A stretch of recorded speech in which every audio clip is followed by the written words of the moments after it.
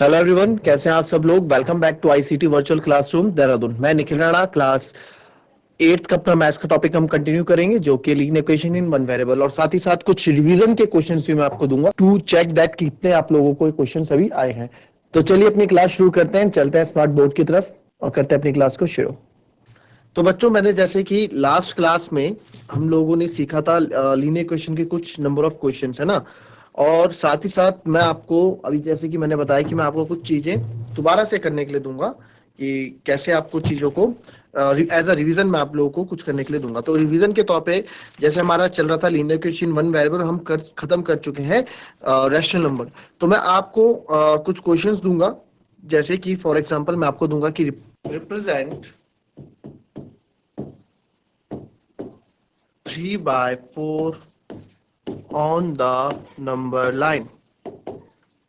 Number line में यानी कि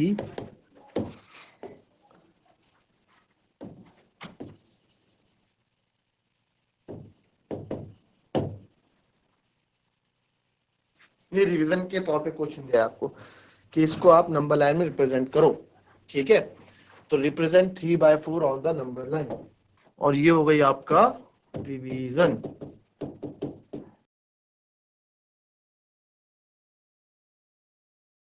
चलो जरा कैसे करोगे आप नंबर लाइन में रिप्रेजेंट फटाफट। चलिए, याद है आपको कैसे रिप्रेजेंट करते हैं इसको।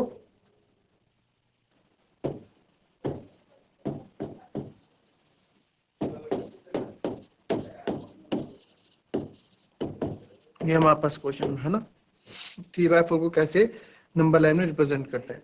तो 3/4 को रिप्रेजेंट करने के लिए बच्चों सबसे पहले मुझे पता होना चाहिए कि 3/4 की पोजीशन क्या है। तो हम 4 को 3 से डिवाइड करेंगे, यानी कि 3/4 है क्या। तो क्या करूंगा मैं, 4 से 3 को डिवाइड करूंगा, 0.0, तो 4 7 जा 28। तो यानी कि आपने एक चीज देखा है 0.7 यानी कि नंबर मेरा 0 और 1 के बीच में कहीं आता होगा। ठीक है, तो 0.7 ये हमारा हो गया। अब क्या करना है मुझे, इसमें एक नंबर लाइन खींच देनी है। ये 0 हो गया, ये -1 हो गया, बट मेन हमारा है 0 और 1 के बीच में। अब आप यहाँ देखेंगे कितने पार्ट है, 4 पार्ट है, टोटल 4 पार्ट है। ऐसे हम क्या करते थे, तो 0 1 को आप 4 इक्वल पार्ट्स में आप बांट दें, 2 3 और 4, और नंबरिंग यहाँ कर दें। ये हो जाएगा आपका 1/4, ये हो जाएगा 2/4, ये हो जाएगा 3/4, ये हो जाएगा 4/4। 4/4 इज 1। हमें क्या बताना था, हमें 3/4 बताना, तो ये रहा हमारा 3/4। क्लियर। तो ये हमारा रिप्रेजेंट हमने कर दिया नंबर लाइन में किसी भी रैशनल नंबर।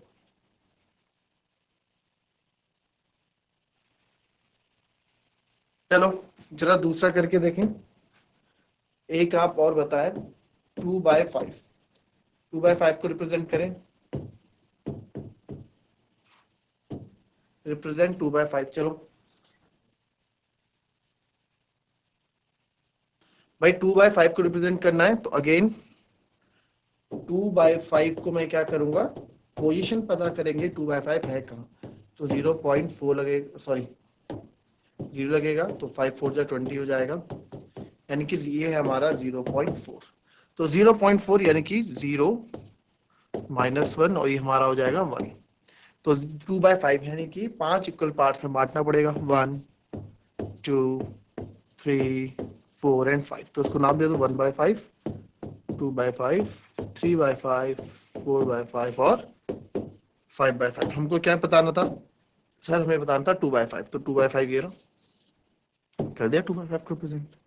करो उसको।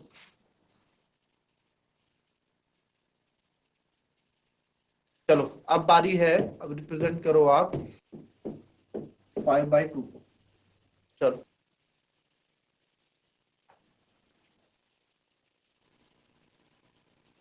पहले 5/2 को देखें। अब 5/2 की again we have to find the position of 5/2। तो सीधे पता लग रहा है 2 5, 2 2 जा 4, 5 में 4 गए 1, और पॉइंट लगाएंगे तो एक 0, 2 5 जा 10। पॉइंट लगाना, पॉइंट के बाद एक डिजिट हम निकालते हैं, ज्यादा नहीं निकालते हैं उसके बाद।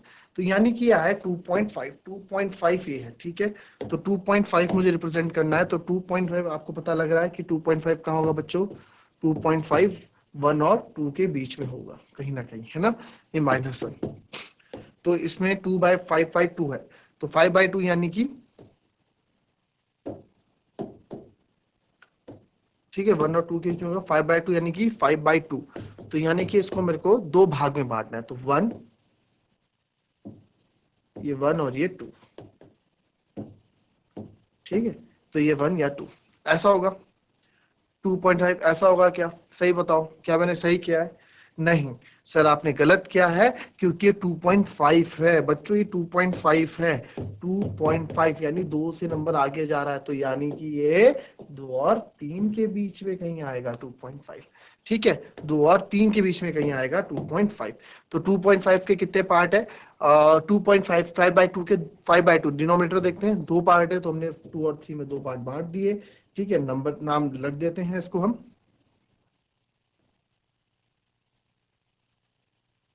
ठीक है। और अब 5 क्या करते हैं? अब हम बच्चों इसमें बताओ एक चीज और है, इसमें एक चीज और नोट करेंगे अभी।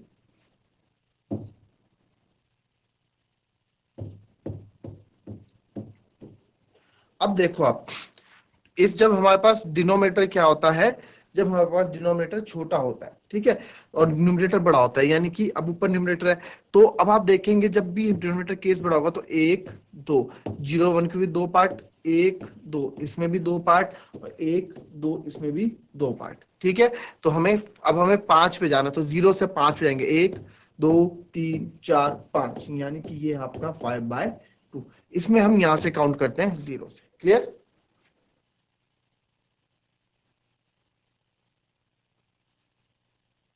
चलिए अब क्या करना है, क्वेश्चन देते हैं जरा आपको।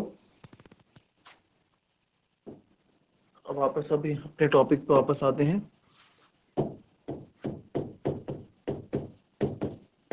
15y-4 -2y-9 plus 3y5 equals to 0। करो इसको।